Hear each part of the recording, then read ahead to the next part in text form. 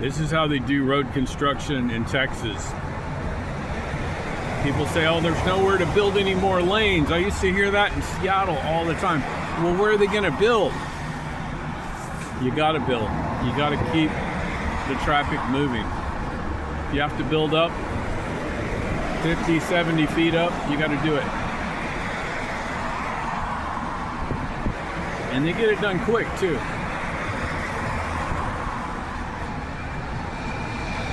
Sometimes you'll see this kind of stuff for miles.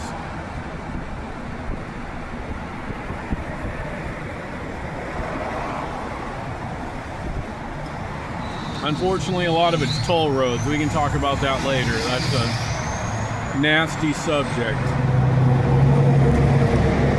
You'd think they'd be owned by the taxpayers of Texas, but they're sold to foreign investors.